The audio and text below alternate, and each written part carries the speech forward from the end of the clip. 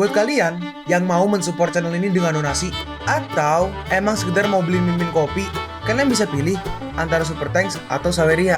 Gue sih nggak masalah kalian pilih yang mana. Cuma kalau bisa lewat Saweria aja. Soalnya kalau YouTube potongannya gede 30%. Kalau Saweria cuma 5%. Untuk link Saweria kalian bisa klik aja di atas kanan nih, atau bisa cek di kolom deskripsi. Tapi kalau mau support nggak harus donasi kok. Dengan kalian nonton sampai habis dan memberikan like pada video ini, itu udah ngebantu banget buat support channel ini. Oh iya, kalian juga bisa join nih ke grup Telegram komunitas cerita manhwa yang baru. Untuk linknya gue tampilin di layar ya. Tapi kalau malas ngetik, cek aja kolom deskripsi. Di sana kalian bisa sharing nih topik seputar manhwa dan kawan-kawan, dan juga ketemu teman baru. Kalau mau info terbaru dari Mimin, misalnya upload kapan atau misalnya ada telat upload, Mimin pasti akan langsung infokan di Telegram. Makanya jangan lupa join ya. Gak perlu berlama-lama lagi, kita mulai aja ceritanya. Dan akhirnya dengan cepat mereka pun langsung berangkat. Dalam hati Linmo, di duniaku dulu memeluk wanita itu tindakan yang tidak pantas. Tapi di sini mereka menawari untuk dipeluk tanpa pikir panjang. Tapi ini gak begitu kencang. Aku bisa membuat pedang terbang yang lebih cepat daripada ini. Dan akhirnya Linmo pun sampai di rumah dianterin oleh si Chow Yutang. Linmo bertanya, "Terima kasih tumpangannya." Berapa biayanya?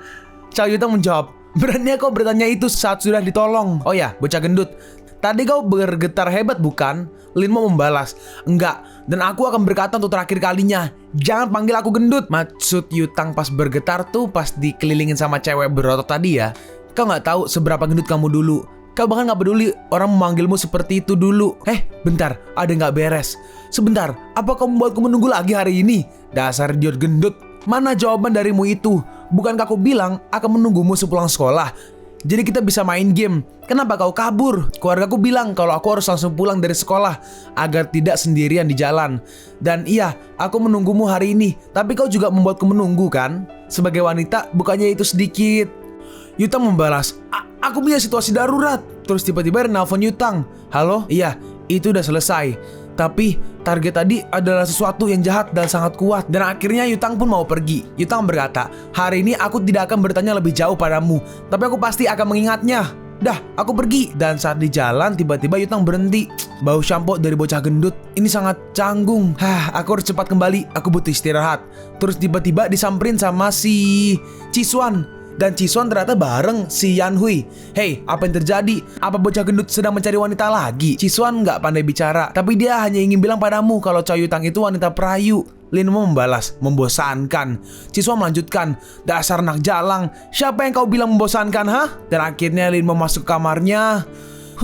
Aku gak bisa terus memakai kekuatan jiwa lagi, atau akan jadi masalah kalau organ tubuhku terluka. Untung aja aku punya pecahan magic sword ini. Aku bisa memakainya untuk berkultivasi selama aku menghapus energi di meniknya. Terus tiba-tiba ada yang ngetuk nih. Dan saat dibuka ternyata itu Yanhui. Yanhui berkata, "Linmo, sebenarnya aku datang untukmu hari ini." Dalam hati Linmo, bukannya kau memacari Li Chiswan? Apa dia ingin bermain dua sisi? Apa anak muda sangat kacau di dunia ini? Aku tidak bilang itu karena kau menjadi lebih tampan. Tapi semakin lama aku menghabiskan waktu dengan saudaramu, semakin aku sadar kalau dalam hati aku selalu mencintaimu. Apa yang terjadi itu sebenarnya aku terlalu nyaman bersamamu sehingga aku kadang kasar padamu. Aku minta maaf atas semuanya. Linmo, ayo berkencan. Kau dan aku, bukannya itu yang diinginkan nenek. Aku janji akan melamar dan menikahimu setelah lulus. Terus tiba-tiba pintunya langsung ditutup. Aku benar-benar serius, dan kalau kau gak percaya atau gak mau, aku bersumpah tidak akan pernah menikahimu. Dalam hati Linmo, kau masih mau menikahiku? Bagaimana bisa Kaisar menurunkan derajatnya untuk seseorang seperti ini? Aku pikir diriku sudah mencapai level maksimal dari formasi spirit, dan aku kebal dari semua demon. Tapi aku tidak menyangka kalau aku begitu naif, dan satu kata bisa mengguncang hatiku. Aku anggap ini untuk melatih pikiran. Di hari berikutnya, di waktu makan siang, di sini seperti biasa dihamperin cewek-cewek lagi. "Linmo, kau mau gabung bersama kami untuk makan siang?" Tapi di sini Linmo menolak dan dia pun pergi. Pria yang begitu tampan tapi sangat dingin. Linmo, dia makin tampan dan tampan. Kalau dia memakai kacamata, dia akan terlihat seperti Asada Sensei. Dan di sini Yanhui makan bersama Chiswan dan juga 3 teman lainnya. Terus di sini ada yang nyamperin ini nih, ada yang nyamperin Linmo. Lalu Yanhui sadar. Ceweknya berkata, aku ingin kita saling mengenal lebih baik. Aku mengajakmu makan siang. Linmo merespon, mohon maaf, aku gak bisa. Jiswon berkata, lalu kalau dia tampan kenapa? Dia tetap makan sendiri. Si botak merespon, aku sudah bertanya bagaimana cara menurunkan berat badan padanya, tapi dia gak peduli. Kutebak dia cuma takut kalau ada yang lebih tampan daripada dia. Dan di sini Yanhui hanya diam. Dia berdiri dan berkata, aku akan mengajaknya makan bersama kita. Lagi pula dia sekelas dengan kita. Jiswon membalas, tapi kau mau apa? Padahal kau sangat tahu kalau aku benci dia. Kenapa kau juga mau mengajaknya untuk makan bersama? Yanhui merespon, lepaskan aku dulu. Aku takut kalau Linmo akan berpikiran buruk kalau melihat kita seperti ini. Jiswon membalas, kalau kau memang mau mengejarnya, jangan pernah kembali. Dalam hati Yanhui, ya kalau aku bisa bersabar, badan Linmo itu akan ada di tanganku. Itu layak untuk ditukar dengan sisa hidupku. Dalam hati Linmo, kenapa wanita-wanita ini sangat mengganggu? Tiba-tiba, bocah gendut, ayo sini. Dan melihat itu orang-orang ngerumpi. Orang yang kiri berkata, cowok yang kiri, Nona Chow suka pada Linmo kelas kita. Yang kanan merespon, ini seperti plot armor dari drama idola Marusi. Hero yang bodoh, manis, dan jelek tiba-tiba menjadi tampan dan jatuh cinta dengan wanita kaya raya. Dalam hati Yanhui, oh tidak, siapa yang gak jatuh cinta pada ketampanan Linmo? Dia pasti sudah jatuh hati ke Linmo. Dalam hati Linmo, wanita ini, aku gak percaya dia memanggilku gendut lagi. Terus di sini ada si iblis lewat nih. Dan Linmo sadar, oh tidak, atapku. Terus Linmo langsung kabur meninggalkan Chow Yutang. Cewek yang depan berkata, bocah gendut itu jadi kurang bersyukur semenjak dia jadi tampan. Dia pikir dia itu siapa? Terus akhirnya mau ditelepon tuh kayaknya tuh, tunggu aku sepulang sekolah. Kalau kau pulang, kau akan mokat. Dan Linmo naik. Oh jadi benar, ternyata si cewek si iblis sampai duluan. Hari ini aku datang duluan. Jadi tolong, terakhir kali kita bertemu, kau kalah dan aku menang. Jadi tempat ini milikku. Si iblis berkata, aku membiarkanmu karena kau itu pria. Kau gak berpikir benar-benar bisa mengalahkanku bukan? Linmo membalas, kalau kau gak setuju, mari kita turun dan lari lagi. Kalau kau kalah, jangan pernah mencuri tempatku lagi. Si iblis membalas, kau itu pria yang hanya tahu cara berkompetisi. Apa kau gak tahu hal lain? Kalau sikapmu tetap seperti ini, kau tidak akan pernah menikah. Linmo membalas, aku memang tidak tahu hal lain. Jadi katakan apa yang harus kulakukan, dan akan kulakukan. Berarti kita akan bermain ini. Ini adalah ini. Apa kau tahu cara bermain Go? Kalau kau bisa mengalahkanku, bukan hanya atap ini untukmu, tapi aku juga akan mengabulkan satu permintaanmu. BTW, Go adalah permainan papan yang dimainkan oleh dua pemain menggunakan batu hitam dan putih. Pemenang dalam permainan Go ditentukan oleh skor tiap pemain, yang nilainya dipengaruhi oleh daerah kekuasaan yang dimiliki tiap pemain. Mungkin kayak Go tuh mungkin apa mirip Otelo ya? Kalian tuh nggak Otelo kalau yang satu kanan atau kiri terus dibalik-balik-balik, nah yang paling banyak menang. Mungkin mirip Otelo, mungkin ya, nggak tahu juga. Gue jarang main game papan soalnya. Paling kalau papan catur, Otelo, nggak inget lagi. Dah, lanjut. Bahkan kalau aku menang, kau tidak akan bisa memuaskan keinginanku.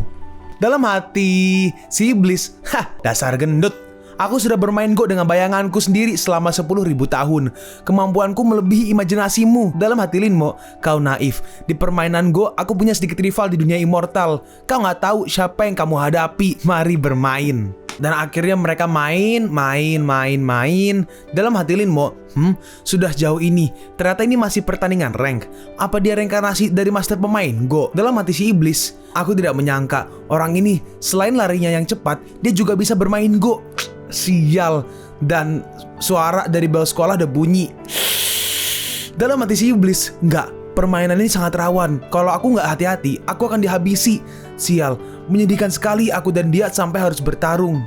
Linmo berkata, kalau kau nggak bisa mengalahkanku, akui aja. Iblis membalas, kaulah harusnya yang mengaku kalah. Dan juga, hey, kelas sudah berakhir. Kau harusnya bangga bisa bermain sejauh ini. Jadi kalau kau tidak segera menyerah, kau akan pulang terlambat. Terus tiba-tiba ada nelpon nih. Dalam hati Linmo, kau mau aku mengaku kalah? Gak mungkin. Aku bahkan gak terima hasil seri. Aku harus menang. Dalam hati si iblis, aku muak mendengar mereka menelponnya. Laki-laki di dunia ini gak boleh pulang terlambat, atau sesuatu bisa aja menimpa mereka. Hey, aku sudah mengambil foto papannya. Jadi lanjut aja besok. Oke, itu bagus. Ya udah, ayo pergi. Tapi pas mau berdiri, tiba-tiba, oh tidak, kakiku mati rasa karena duduk terlalu lama. Dan si iblis jatuh. Dia jatuh ke Linmo dan boing. Lalu beberapa kenapa boing sih? Lalu beberapa saat kemudian, BTW yang nggak tahu konteksnya di sini Linmo megang ya. Kau Aku gak percaya kalau kau. Terus tiba-tiba dia disentil sama Linmo. Linmo berkata, selanjutnya jangan menyentuhku dengan dadamu, atau kau akan kutuntut karena mesum. Si iblis merespon, apa kau bilang, hah? Aku orang mesumnya. Dalam hati si iblis, ditambah yang ini, aku sudah menyentuhnya dengan 2 kali. Kalau nanti kekuatanku kembali, akan kutunjukkan padamu perbedaan antara kau dan aku. Aku akan belajar taktik malam ini, dan besok kau akan habis. Mortal rendahan. Dan di sini Linmo jalan turun, ada nelfon nih, dan nelfon ternyata si cewek gamer atau Chow Yutang. Apa-apaan? Terus pas diangkat, kau dasar jabingan, berani kau nggak menjawab teleponku? Di mana kamu? Linmo menjawab, di sekolah. Chow Yutang merespon, datang ke gerbang sekolah sekarang juga. Bip, dan akhirnya dimatiin. Dalam hati Linmo, Chow Yutang nggak melakukan apa-apa selain bermain di sekolah. Namun kultivasinya nggak rendah, basisnya mungkin ya. Aku akan mengikutinya hari ini untuk melihat apa rahasianya. Hei, kau sangat lambat, bocah gendut. Kenapa kau keluyuran di sekolah setelah nggak masuk kelas yang ini? Linmo menjawab, aku nggak sengaja ketiduran. Chow Yutang membalas, nggak, aku nggak percaya. Kau cuma mau bolos. Bodoh. Aku mencarimu agar kita bisa tanding ulang. Tapi dah, lupakan. Nih, pakai ini. Dan akhirnya Linmo ikut Chow Yutang ke rumahnya mungkin ya. Kita lihat, ada R8. Itu R8 ya? Nggak tau lah, nggak kelihatan. Dalam hati Linmo, oh ternyata ke rumah Chow Yutang bener ya. Dalam hati Linmo, rumahnya cukup besar. Chow Yutang berkata, jangan bertindak bodoh dan jangan sembarangan memegang barang-barangku.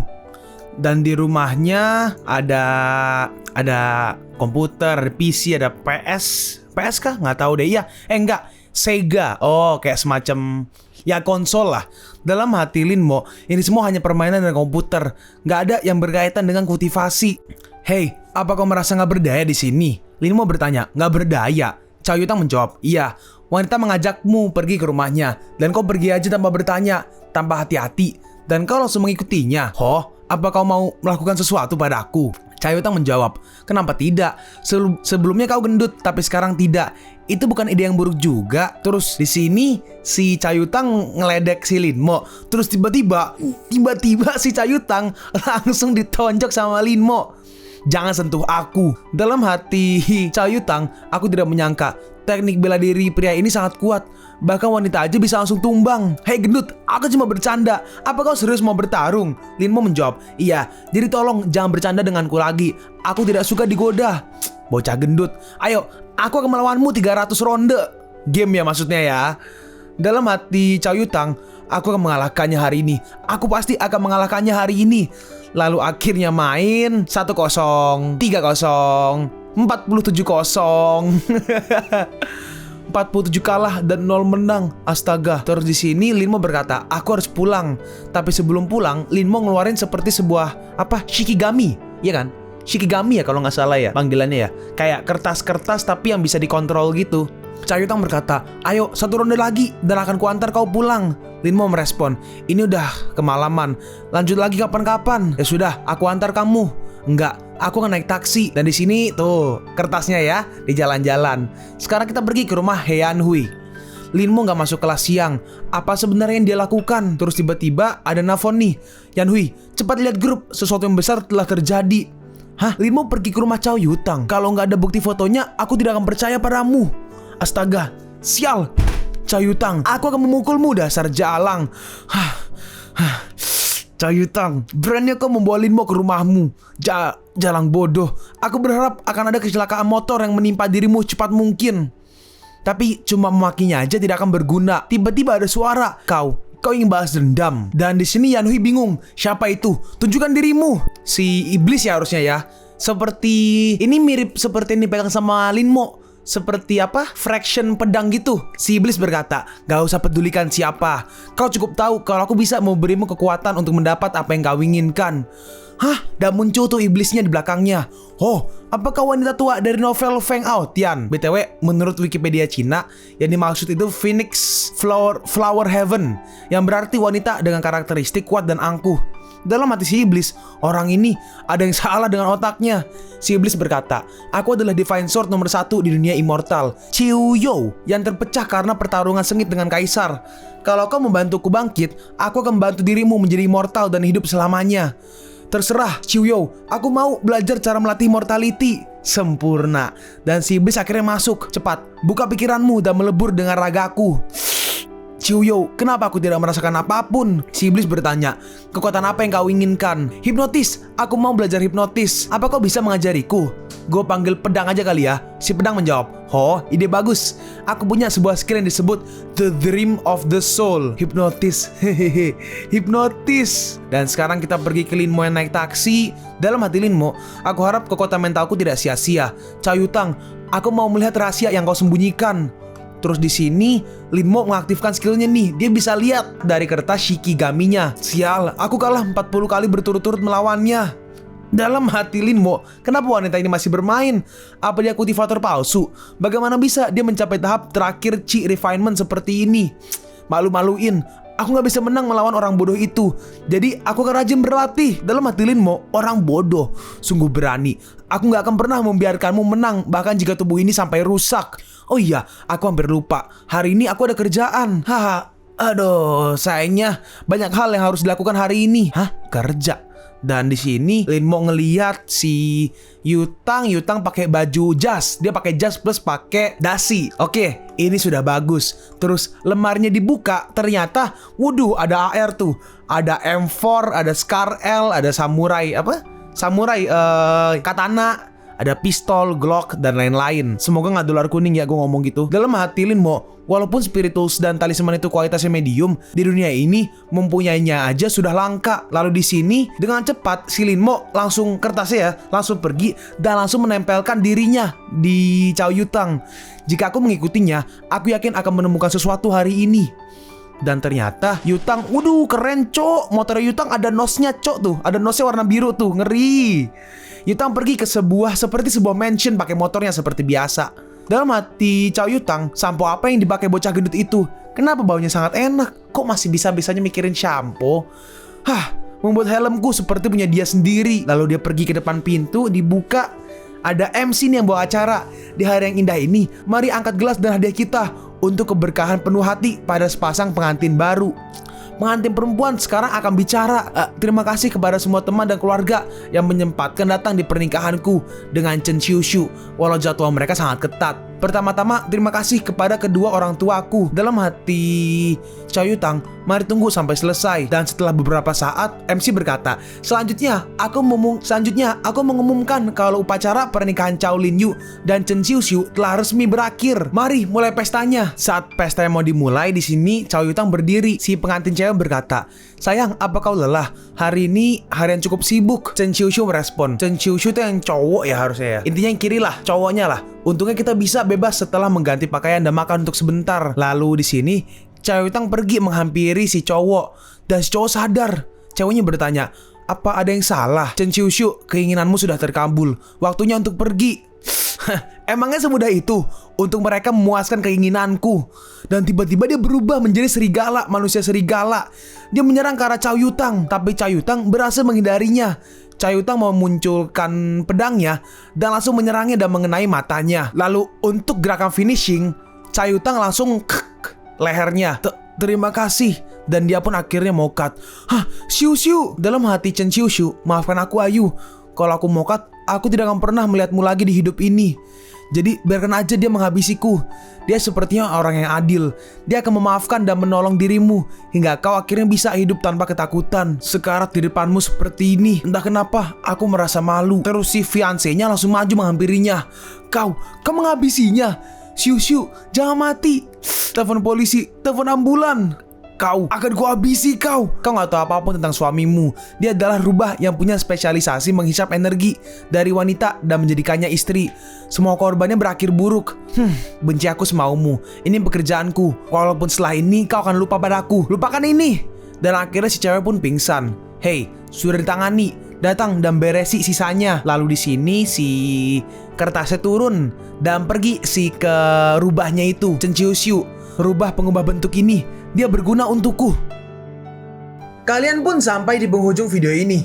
Kalian mau tahu lanjutan chapter ini? Atau manhwa menarik lainnya? Makanya, jangan lupa subscribe biar kalian gak ketinggalan kalau gue upload video baru. Jangan lupa like, komen, dan share ke teman-teman kalian supaya channel ini bisa lebih berkembang ke depannya. Segitu dulu dari video cerita manhwa. Gua Sabik undur diri. See you on the next video. Zaijian.